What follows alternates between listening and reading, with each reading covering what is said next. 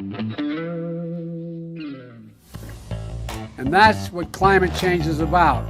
It is literally, not figuratively, a clear and present danger. We are in the beginning of a mass extinction. The ability of CO2 to do the heavy work of creating a climate catastrophe is almost nil at this point. The price of oil has been artificially elevated to the point of insanity. That's not how you power a modern industrial system. The ultimate goal of this renewable energy, plan is to reach the exact same point that we're at now. You know who's tried that? Germany.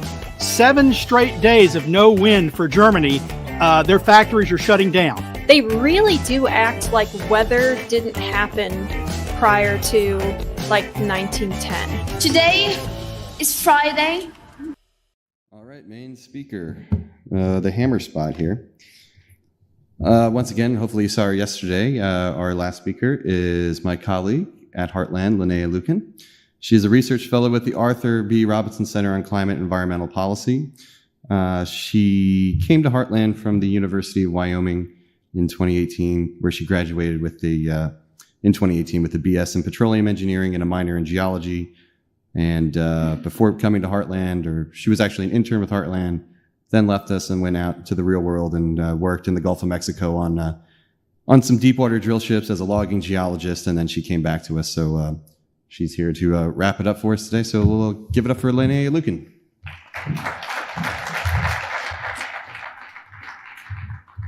Hi, thank you. So today, I'm going to get into this kind of quick. So today I am talking about biofuels.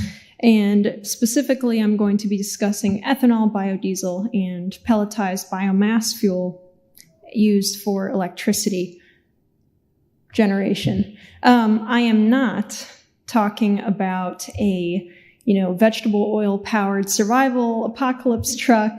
I am not talking about ethanol for human consumption. And I am not going after your Traeger grill. Biomass sometimes can refer to biofuels like ethanol and biodiesel.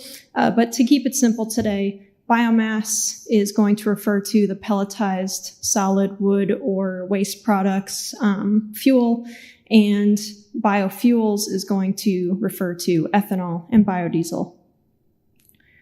So quick rundown on these. Ethanol is a simple alcohol that is made from corn, soybeans, other agricultural products. Biodiesel is usually made from some kind of a vegetable oil or palm oil, but in the United States, it's usually made from soybean oil.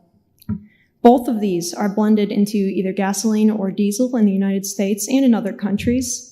The blends are different depending on where you live, but in the United States, you're usually not supposed to go above about 15% ethanol in gasoline.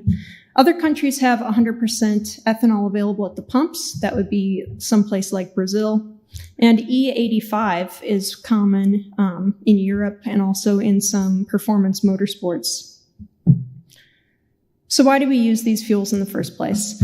To begin, the US started looking for alternatives to gasoline after the 1973 oil embargo. They needed another source to try to prevent the chaos that occurred with that. But since the United States can be pretty much oil independent now, it's not such a good reason anymore. Ethanol and biodiesel have a better cetane and octane rating than straight gasoline or diesel. And this is going to be a measure of the compressibility of fuel before ignition. The main reason that these are blended in reality is because they claim that it has some kind of a climate benefit or an environmental benefit, but as I'm going to show you, it's not quite so simple as that. Ethanol also stood as an alternative to a previous octane booster called methyl tert butyl ether, which was banned because of some groundwater concerns in several different states, and eventually it was banned pretty much everywhere. And then in 2005, Congress passed the Renewable Fuel Standard Program as part of the Energy Policy Act. And this, in the United States, as with many countries that have similar programs, requires the increasing use of biofuels as a percentage of your vehicle fuel and also as your electricity production. So you can see on the chart here, it's really pretty interesting to see how quickly things change in terms of the percentage of fuel ethanol in gasoline. Around 2002, that MBTE is banned, and you can see the acceleration there, and it really takes off around 2005.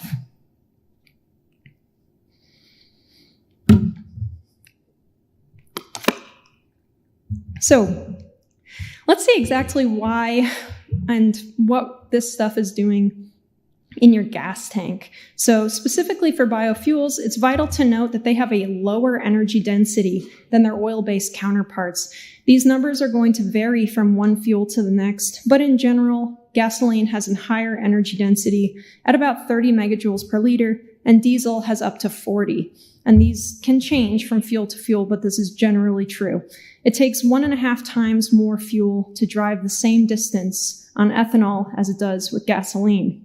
The effect is that biofuel will result in sometimes noticeable reductions in fuel economy, and it'll have an impact on the carbon dioxide emissions too when you start factoring that in. Just wait, because they do claim that you have significant carbon dioxide emission reductions from using ethanol, but that is not actually the case. There's also the potential for corrosion in parts of certain engines, especially in boats and small engines that are not built to handle ethanol fuels. That would be like weed whackers and lawnmowers.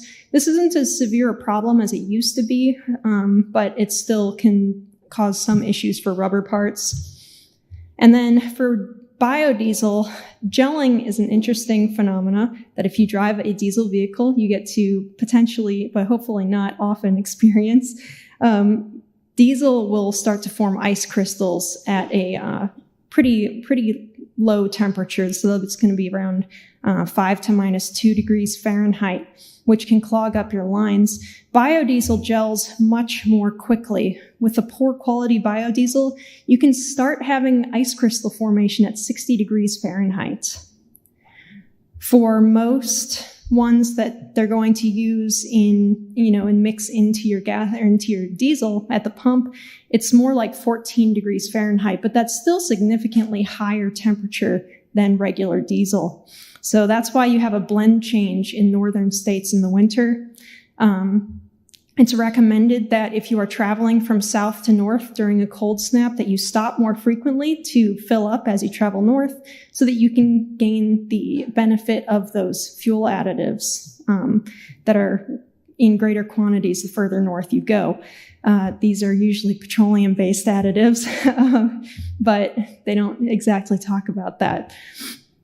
This and the corrosion problem can also be an issue for pipelines, which is why the U.S. Department of Transportation advises that you do not ship all that much ethanol or biodiesel via pipeline. It can shorten their lifespan. But maybe we don't really care about all that because we're worried about emissions, supposedly, and this stuff is supposed to help us with that. But that's not quite the case. So when it comes to emissions data, at first glance, it does appear that you have some carbon dioxide savings with ethanol over gasoline. Gasoline emits about 3.3 kilograms of CO2 per kilogram of fuel burned, and ethanol emits about 1.91. However, when you take into account the different energy output of the two fuels, ethanol emissions actually come out higher than gasoline per energy output equivalent. Additionally, some studies by various organizations, including one by researchers at the University of Michigan, found that burning biofuels isn't actually even carbon neutral. The uptake of CO2 by planting and growing the feedstock is not nearly enough to overcome the emissions from producing and burning the fuel.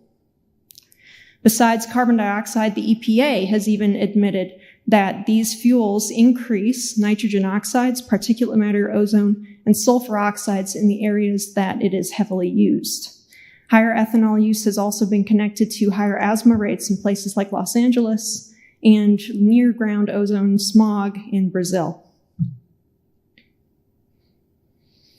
And on land, despite the fact that the corn that we grow for ethanol in the United States is not the same as the corn that you eat, it still has an impact on food prices. A University of Wisconsin-Madison study found that the renewable fuel standards and the associated farming incentives caused farmers to switch to more crops that you can use for ethanol or biodiesel production.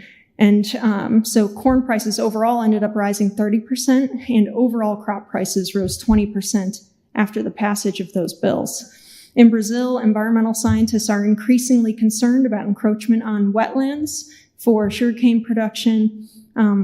While sugarcane production might not necessarily be pushing into the forests, they are displacing rangeland for cattle, which are displacing some natural forest.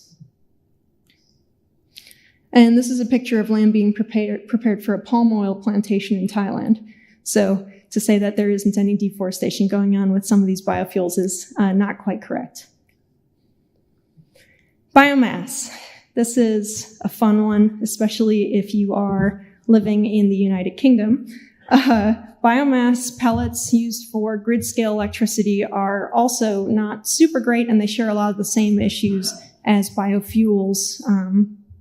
Supposedly growing these tree plantations and then cutting them down and shipping them across the ocean and then burning them in a power plant is carbon neutral, but I am skeptical. And a lot of environmentalists are becoming skeptical as well. As a major electricity provider, wood pellets are not particularly energy efficient. They provide about 5% of our total primary energy use. The chart to the right here, is going to show some of our biomass energy consumption since about 1950. And as you can see, the one that they like to talk about all the time is the use of waste, and that's actually flatlined for quite some time. Biofuels have increased pretty well, and the wood biopellet has, for the United States, pretty much flatlined as well. Good quality wood pellets with a very low moisture content only have about half the energy density as a equivalent volume of low quality house coal. A good quality anthracite has more than 3 times as much energy density. So with that low energy density, does it at least save us on some emissions? This is actually incredibly hotly debated right now. I think that so far the data is indicating that it is not the case that it saves on emissions. The EPA and the European Commission for a long time have not held biomass-fired power plants to the same standards that they hold something like a coal-fired power plant. So they don't track the carbon dioxide emissions because there is the assumption that it is net zero anyway. CO2 uptake in reality is going to depend on the type of tree that you plant, and also the underbrush that exists and how long those trees are left to grow. In the American South, where most biomass is grown, the tree species tend to be fast-growing pines. However, they're not always left all that long in the first place, so they're not able to reach their maximum carbon storage capacity anyway. One study actually by the Environmental Research Letters found that replacing coal with wood bioenergy would actually increase immediate emissions, and that governments are actually making a huge mistake with their accounting on this because they ignore the decades to centuries long increases before any meaningful sequestration can take place. If it's true, and I don't think it is, but if it is true that carbon dioxide emissions are causing rapid emergency levels of, climate change, then this is time that we just don't have. So why would we promote biomass? They also found that the production facilities that produce the pellets themselves and also power plants associated with them, similarly to ethanol and biodiesel, produce a large amount of criteria pollutants that are overlooked because of the assumption that it's a green fuel. And this is a big heap of biomass outside of the Drax power station in the UK. You're not really supposed to leave it out in the humidity, so I'm not sure what they're doing there. But this power plant has come under fire recently because the governments are beginning to become a little bit skeptical of the carbon dioxide emissions reporting from that station. Again, land use is a major issue here. Most of the feedstock in the United States comes from what the Energy Administration, or Energy Information Administration, refers to as other residuals. And this is just stuff like leftover bark, logging leftovers, wood chips, post-consumer waste, extra sawboards that you don't need, that kind of thing. Wood from trees with defects that can't be used for anything else. The second largest comes from sawmill residuals, so sawdust. And then the third, though, is what's classified as roundwood or pulpwood. These are trees that are grown specifically for the production of biomass. These displace natural forest, which, as I explained earlier, has actually been shown to be a better carbon sink than the plantation trees that they're replacing it with. Ecosystem disruption is made worse with this kind of tree farming. And because of the EU's own renewable fuel standard goals and the demand for biomass growing so rapidly because it's supposed to be carbon neutral, it's led to deforestation rising 49% in Sweden, Finland, and across several Baltic nations.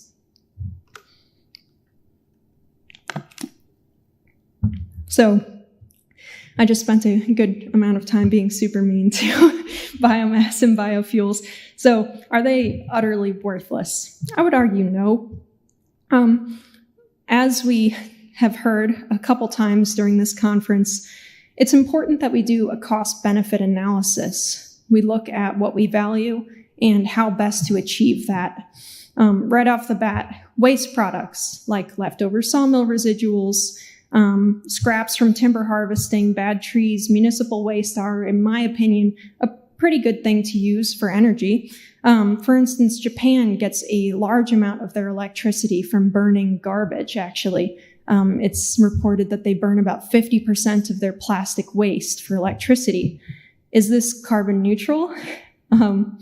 Probably not, but it makes sense because it fixes another environmental problem that a place as small as Japan that has as high of a consumption rate as Japan has, and that is waste piling up and potentially ending up in the oceans or in their natural reserves. So this solves that problem for them. And it makes sense to not be wasteful when you have a bunch of stuff sitting around that you could be using for electricity. We need the timber industry, regardless. We need paper goods. We need wood. So it makes sense to use their leftover scraps as well.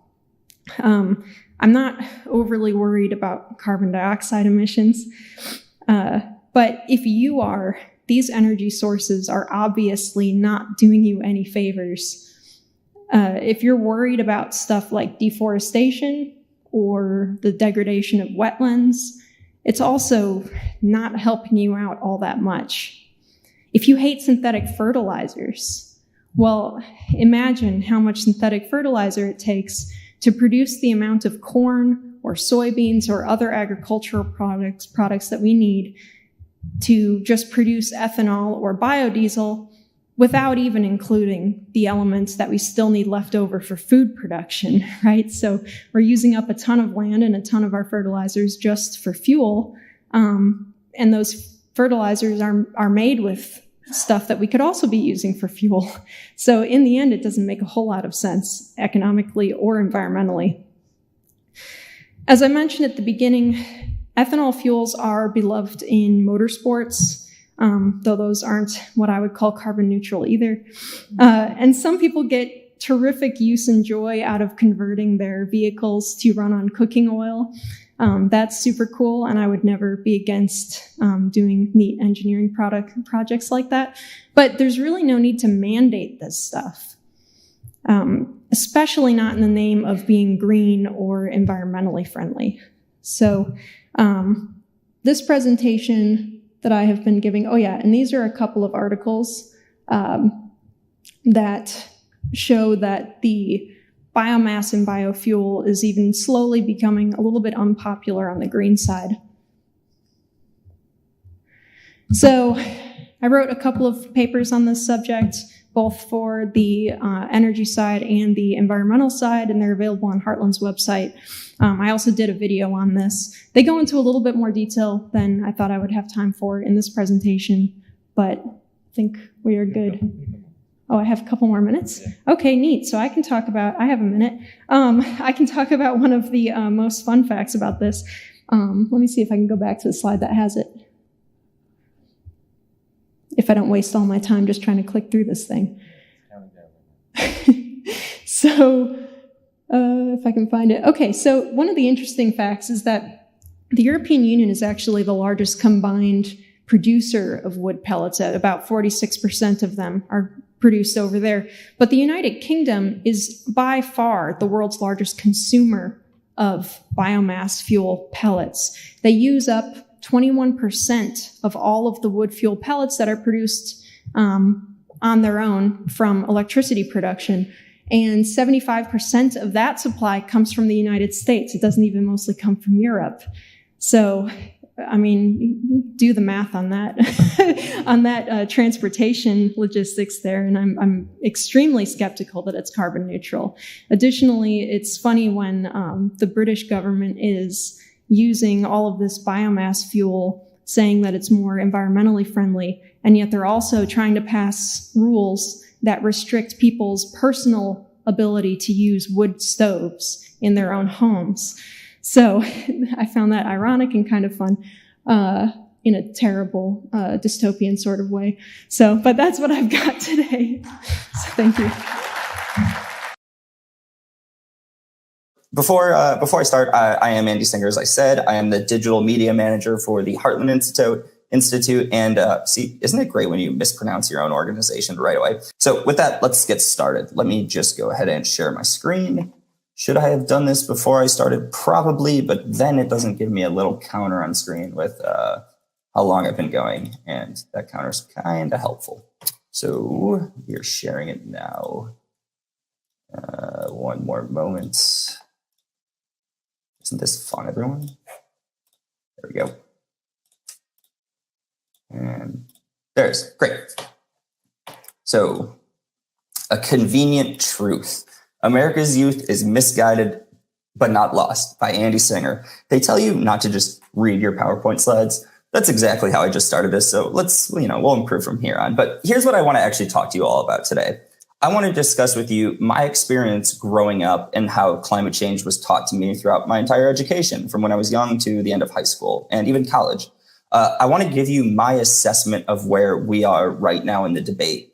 And then I want to explain why everyone in this room is not just important, but is actually going to help us eventually win with regards to the youth.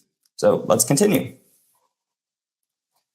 My experience with climate misinformation. So when I was in middle school, I actually lived in London and went to a school called the American School from London from 2005 until 2007. Now, this is a great school. If you're going to first grade in the school, you have to take an aptitude test. So the reason I say this is just to say, it's not to promote myself, even though I love doing that, but it's to essentially just say that this wasn't just some, backyard school that was attempting to just propagandize people. It was actually a very good school, and it was a private school, which many on the right think is our refuge from misinformation.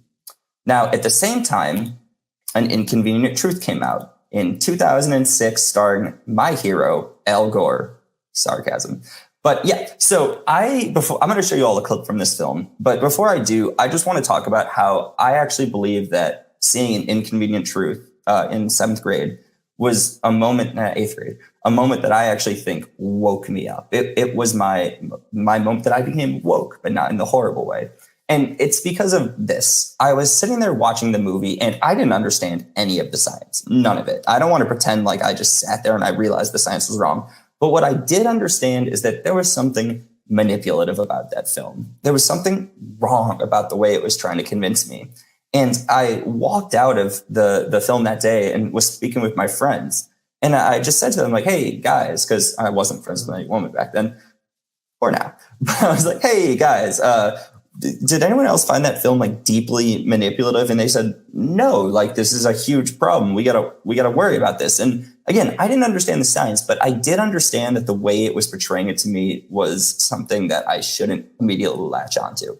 So because I wanted to talk about my, growth and how I realized that this issue is we're all dealing with misinformation, I also thought I may as well just slightly disprove one clip from this. So to show you how easy this is, I went to YouTube, I typed in an inconvenient truth. I clicked on the first clip I could possibly find, and I just proved it within 24 seconds. Here it is. This is Mount Kilimanjaro more than 30 years ago and more recently.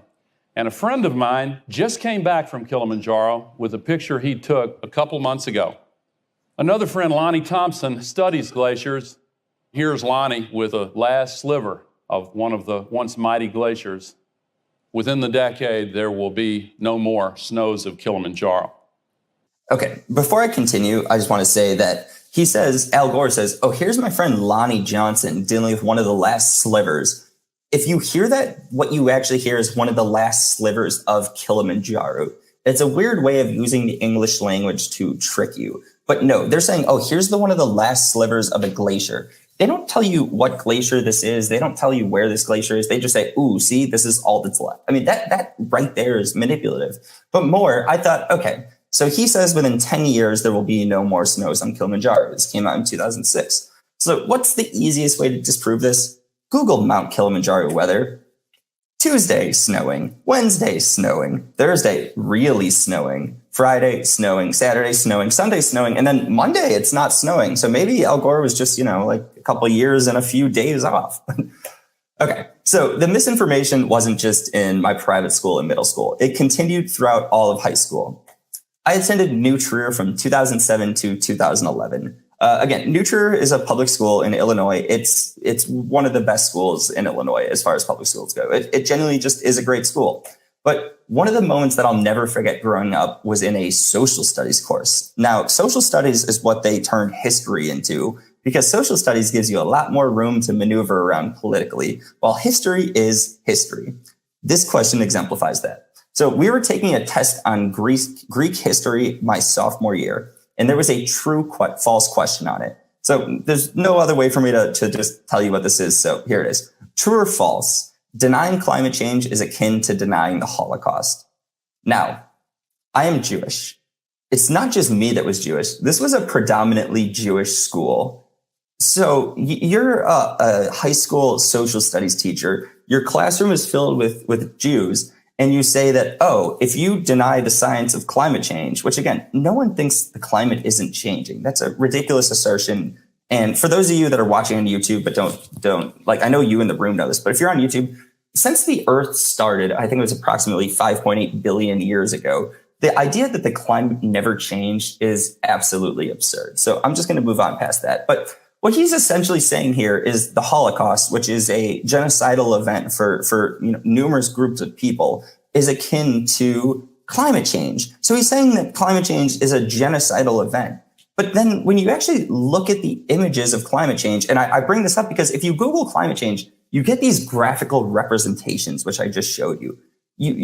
There's no picture of climate change. There's pictures of weather. There's pictures of storms, of hurricanes. So there's no pictures of climate change. What you get is this tree where half of it's reality and half of it is this apocalyptic event, which is disconnected from reality. And then they say, oh, this is equal to this real picture, this actual brutal segment of history. And they are not equal. And when you're sitting in a high school course and your grade is relying on abandoning your morals and taking an opinion on a test, and it's not just your grade. Also, these professors, they write recommendations for you to get into college. So you have to either just suppress yourself and agree with what they say, or take a stand and fall behind while you're still young. So you don't have any opportunity. Now, the left, or not the left, because it's not all the left, it's climate alarmists rely on lies. I know you all know this picture of the polar bear. National Geographic put this out. It was a starving, dying polar bear just slowly crawling its way across, land. It's sad for sure, but they said, this is what climate change looks like. And that's the exact quote of what they said. It is not. What this says is, this is what a dying, starving polar bear looks like. It is indicative of nothing else. It is indicative of that one small thing. And they were so wrong in this, they actually had to walk it back. National Geographic had to admit that the skeletal polar bear global warming link went too far. They will continue to push their narrative until we push back. We pushed back on this one. I told you all I was going to give you my assessment of where we are in the climate change debate. Here it is. We've lost academia. We have. In my opinion, again, the right wing thinks that we've got private schools, and we have some, but we don't have all of them. We don't have public schools, and we don't have universities. They have taken the backbone of academia and used it to pretty much institutionalize the entirety of our education system. Now, next we have the corporate media. Before I continue, I want to talk to you about the use of language. There's a very specific reason I say corporate media and not mainstream media. Saying mainstream media legitimizes it. A mainstream point of view, and we're trying to change that, but we haven't succeeded, says this is the accepted point of view. Now, when we do these presentations, I often think, and I don't want to rag on anyone else's thing, but I often think that we fail talking to the left. I think we talk to our side very well. I don't think we talk to the other side very well. And I think that's often because we use the language of the right. And I don't think the climate change debate is right or left, but I think the majority of people in this debate are on the right. So I want to urge you all to use the term corporate media. And I want to urge you to do that because the term corporate is not a left-friendly term. They hate giant corporations, but they also can't look at CNN and say, oh, CNN, that's some small business. That's some friendly mom and pop shop. No, CNN is a corporation. So when we talk about the media, don't use the term mainstream. Use the term, I think I said turd, kind of fits. Use the term corporate media. And finally, the woke politicians have taken us over. But here's the one thing, and here's where some of you may disagree with me, but I'm going to try to convince you. We have not lost big tech. So I'm about to show you all a video clip. This video clip actually came from Monday. It came from COP26 right down the road. And I hope you all enjoy this. Actions to stop the destruction of this magnificent planet. This conference is one of the most important meetings in history. You have the chance to make decisions and reach agreements which will affect the lives of generations to come. You are in a position of extraordinary power. You can change forever the trajectory we are on. You can make a world that is once again full of hope, not fear. This is my message from Earth to COP. On behalf of We the 15, I ask you, please help us to guarantee a safer future for every life, regardless of their ability. Okay, so the reason I wanted to show you that clip, and I know you're looking at a blank presentation right now, but I do want to give you a slight, what I think about that is you have Joe Biden there, and the lady says, this is the most important time of our lives, and he's falling asleep. That's what he's doing. If this conference truly represented the most important times of our lives, do you truly believe Joe Biden would fall asleep? And do you think that Winston Churchill, while he's in the British Parliament and the Germans are dropping bombs on them, do you think he's falling asleep? No. Do you think John F. Kennedy during the Cuban Missile Crisis is falling asleep? No. And these United Nations Conference on Climate Change, they happen year after year after year. Every time they say, this is the most important event of our lives. And then you have leaders falling asleep. It's because they know this is not the most important event of our lives. The person speaking might believe it. The leaders know it's not. Joe Biden falling asleep, and we know he's old, he's tired, but it's more than that. Now, I want to tell you that hope is not lost. We actually have an opportunity right now that not all of us have realized, and I think our movement hasn't fully latched onto, but this is the time that we have a chance, and it starts with the Trump era. The Trump era woke Americans up to the deception from the corporate media and political elites. Now, I want to just give you a little bit of a, disclaimer here. I'm not here to talk about agreeing or disagreeing with Trump. I'm not going to talk about what I think about Trump. And some of you probably agree with me on Trump. Some of you probably disagree. Doesn't matter. What I do want to talk about is what the Trump era did to America. And not just America. I actually think the Trump era, movement went global. Not the movement, what he did went global. And what he did is that he made America and the world wake up to deception and misinformation. For the first time in my entire life, people know that the corporate media, don't say mainstream, the corporate media is not our friends, and they are not giving us the facts.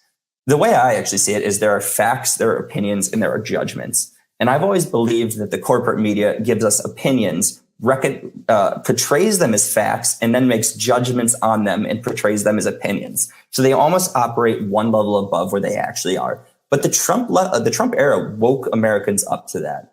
And Americans became sick and tired of woke culture. They are tired of our woke institutions. And we've woken up to the fake news perpetrated by the entire establishment. And finally, censorship of conservatives is no longer a secret. It's not a right-wing thing. It's not a left-wing thing. People on both sides of the aisle know that conservatives are being censored. That doesn't mean that people on the left wing agree or disagree with that censorship. They may think, oh, it's the right thing. It's hate speech. We need to censor that. But everyone now knows it's a thing. And what it has led to is that we are the counterculture. And the public sentiment has shifted in our favor. This is huge, and this is because of the Trump era. And this is why we have an opportunity moving forward. So now I want to show you what I consider to be the power chart. This isn't all of our nation, but this is the part of our nation that is connected to the political establishment. On the bottom, we have the experts. Above that, we have the influencers. And on the top of the power charts, we have the elites. So the experts. In terms of climate change, these are the scientists, or these are the people that are just so informed on the issue that they go out there and give an expert opinion. Now, the issue that we have is that experts are often the people that we should listen to, but we often do not hear from. What I want to say to you all is that many of you today in this room are the experts. Now, the fact that I'm saying that we should listen to but do not hear from does not mean we are not being heard. It just means we do not hear directly from. And that's a very important distinction to make. Then we have the influencers. These are the Kardashians. I'm sorry, I had to do this joke. I apologize. Continuing. So the influencers are those who take information from the experts and relay it to the public. And sometimes they just make it up. We've all been watching TV before, watching the news, any news source, and heard something where you can just say, that was blatantly false, or that person is just talking out of their ass. And you realize that, oh, okay, they have literally no idea what they're talking about. But what I think, and going back to that chart I showed you, I actually believe that many experts' main desire is to become an influencer. There is a reason that when you get out of the government, you don't just go back into government. You go and you secure a TV gig with MSNBC, you go write op-eds with the New York Times, and you write a book. And that's because experts don't actually have power. Influencers have some power. The elites have the most power, but the experts don't have the power. Now, here are the influencers. They are Greta, Fauci, and Al Gore. Now, Al Gore was a elite back when he was vice president, but after his failed presidential run, he became possibly the most powerful influencer ever. He is the one that pushed climate change on us. He's the one that did An Inconvenient Truth. He may not have been moving the levers of government, but he is the one that essentially made this movement huge. He had an audience. Influencers have audiences. He had experts below him, some of which believed this stuff, some of which just gave him information, and then he used it the way he wanted to use it. Fauci, he is another influencer. He was an expert much of his career. He was a scientist. He's not anymore. He's going and he's talking to the American people. But people are also starting to realize that what Fauci says may not be exactly right. So he's not the guy that is instituting the laws that we've had to deal with COVID, but he is the one that made so many Americans lose sight. And I don't think I have to do a Greta opinion. Isn't that photo great? But she is probably the least qualified influencer in this entire debate.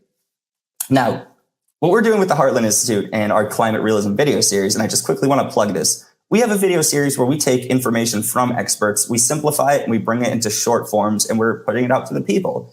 Right here is one of the videos we put out. It's called The Media Lied About Texas's Power Failure, and you can see it had a couple 100,000 views. So being an expert that we take opinion from and being an influencer, it has great value. And we are, with the Climate Realism video series, putting that information out. But moving forward, I want to talk about the elites. So the elites are the individuals who have the ability to wield the power and make change. Now, they might have so much influence that they've gotten to a point where their influence gives them actual government power. They might just have so much money that they can buy the government, or they might just be an elected official who can literally write an executive order. But these are the people that can actually create societal change. And they could have been an expert to an influencer to an elite. They could have been directly, become elite. But this is the top of the pyramid, and this is what everyone wants to be. So there are the experts at the bottom, there are the influencers in the middle, and then we have the elites. Joe Biden is one of the elites. Now, I believe that the experts actually compose the majority of society. That is literally almost everyone. I don't have a direct number for it, but I honestly would say it's like 95%, because influencers are that final 4% that has a voice. Naomi Sight, she spoke for you this weekend. I think she's a very powerful insider for our side, and I think she's incredibly influential, and I'm very glad that we have her. Then the elites, we don't have a lot of elites on our side right now, but we are moving in the right direction.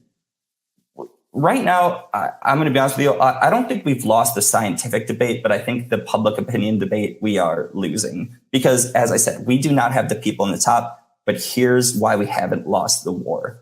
We have the influencers. We do. They had them previously. They don't anymore. We have people like Steven Crowder. We have Tim Pool. We have Joe Rogan. We have Jordan Peterson. These people have massive audiences and they're hugely influential. And without the contributions of the people in this room, these influencers would not have the intellectual ammunition they need to spread the truth, the facts. So let's just show a few examples of why people like us are making this possible. Here's one. Like carbon dioxide and water put together make sugar, glucose. That's the basis of the energy for all life on Earth, because we eat the plants, or we eat animals that have eaten the plants. It all comes up from photosynthesis and the combination of carbon dioxide and water to make sugar. And this is where the demonization of carbon dioxide is so outrageously off base, because carbon dioxide is the basis of all organic life on Earth. That is where the carbon comes from in carbon-based life. And we are carbon-based life, and so is all the rest of the life on Earth. And if there wasn't any CO2 in the global atmosphere, there would be no life. Not only if there wasn't any, if there wasn't a certain amount.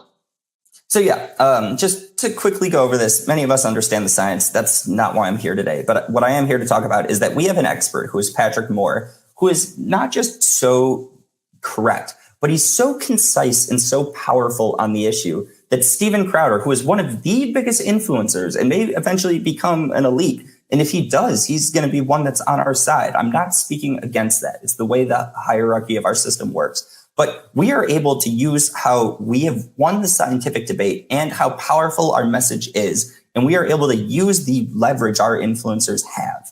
There isn't the most important part is our influencers speak to youth. Steven Crowder, Tim Pool, Jordan Peterson, Joe Rogan, they're not talking to 70-year-old white men. They're talking to people like me. So our importance and what I came here to talk about today is how we are going to win the debate with the youth. This is an example. Next, we have Tim Pool in the Timcast. To be clear with you all, this woman is not Tim Pool, but he is part of it. But I think that that's a big part of the problem is people just use the data to construct a narrative that they then support with everything else that they're doing, decide that those are facts, and then perpetrate them. I see that a lot in the climate science arguments when it's like saying there are 6 sandwiches and you eat 1 sandwich a day. In 6 days, we're not going to have any sandwiches. Right. Everybody, in 6 days, we're out. But they take no account of outside influences that someone might bring a delivery of sandwiches, that we can figure out how to reuse the sandwich. Well, you had John Kerry recently saying that we had 9 years left until the end of the world. He said something like that. And he was parroting what AOC had said a few years back when she said there were 12 years left. And a reporter asked Jen Psaki, the White House press secretary, if there were 9 years left. And she said something like, I don't have anything else to preview for you on that. And it's like, do you really think there's 9 years left until it's the end of the world? And that is what alarmism is, right? I suppose the issue is, I think it's fair to say we have to keep a close eye on what we do as humans, because to think that we're invincible or immortal, I believe would be stupid. But also, we should be heavily focused on advancing technology. I agree. Not shutting it down. And so unfortunately for us, it's a key component of the left to oppose nuclear energy. Like even Tulsi Gabbard, I'm a big fan.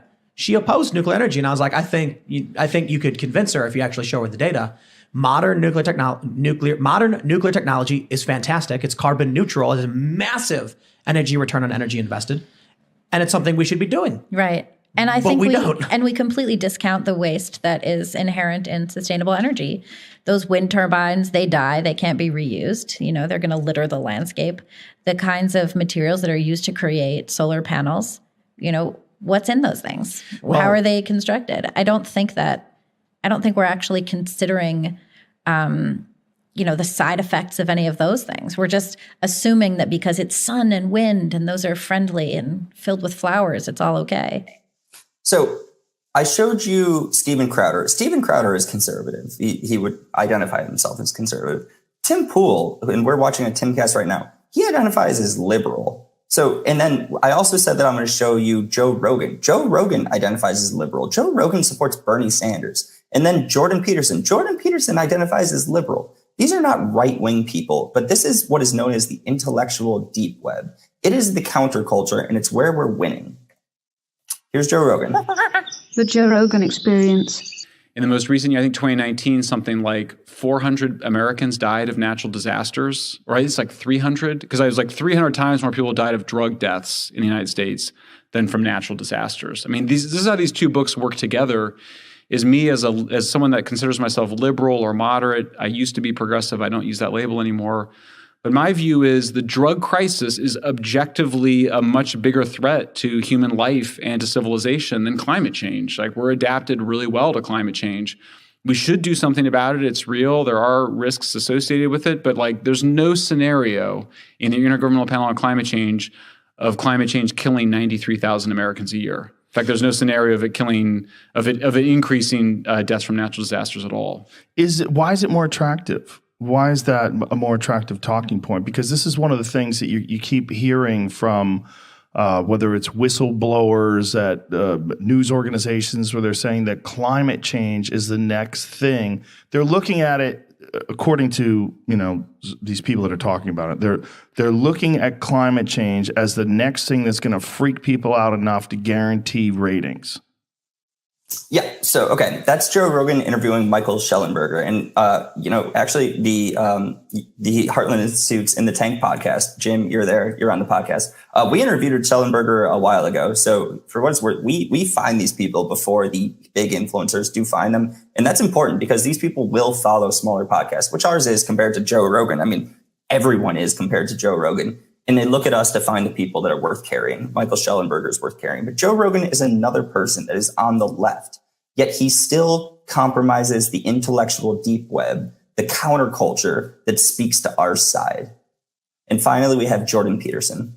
Drought, flooding, and ocean acidification, unanticipated for 65 million years, all result from climate change, according to over 700 of your fellow scientists. So I was wondering whether you thought climate change could be an issue that could unite us all on left and right, moving us beyond debates about C16 to discussions at the UN at Katowice next month, where perhaps humanity might finally discover its global map of meaning. No.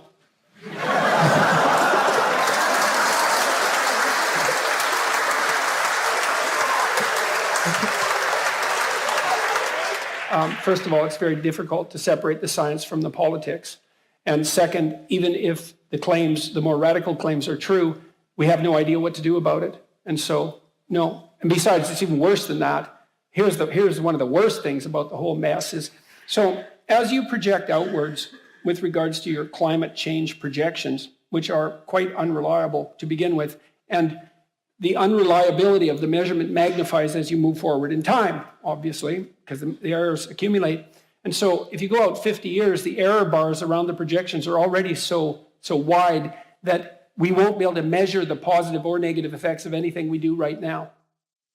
Yeah. Okay. So that's Jordan Peterson, and he's left wing, and he's just so concise about explaining why the woman who asked the question says we have ocean acidification, we have all these things. And he just goes, no. But he does it in a way where it's clear, and it's not clear that he's just being, it's not a hot take. It's not hyperbolic. It's a moment of certainty. And people pick up on that. And the younger generations pick up on that. And we trust it.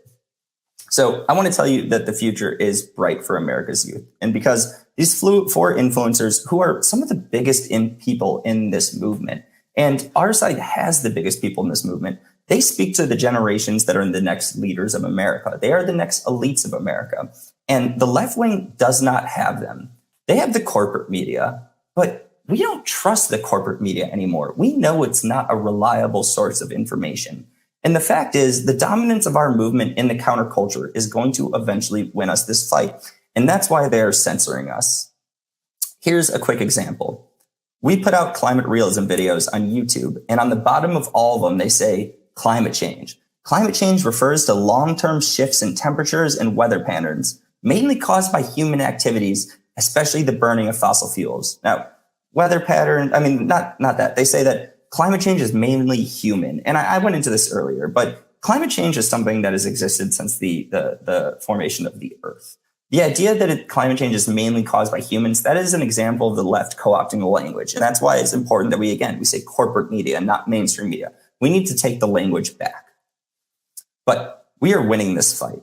We are. The videos that I've put out on climate realism have gotten over 1 million views since launch. Naomi's site, she is globally visible.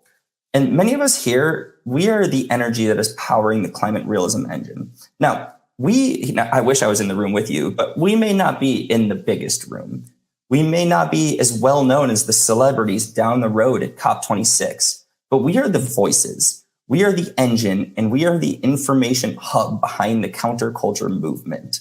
And the counterculture movement is winning. It is. And I say that with a high degree of certainty. So we need to continue. Our movement needs to continue to provide the facts in this debate, because right now the tide is turning in our favor. We are leveraging our position as experts and influencers, and we will win this fight.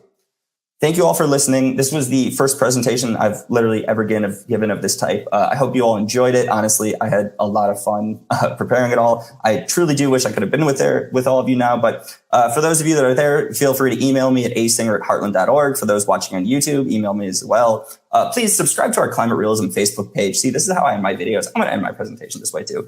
We actually have really good debates on there. It's a very active page, and every time we post anything, people are arguing in the comments. And subscribe to us on YouTube.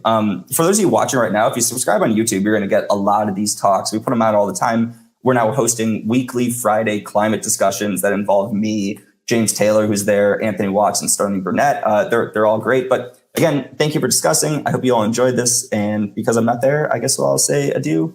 Peace.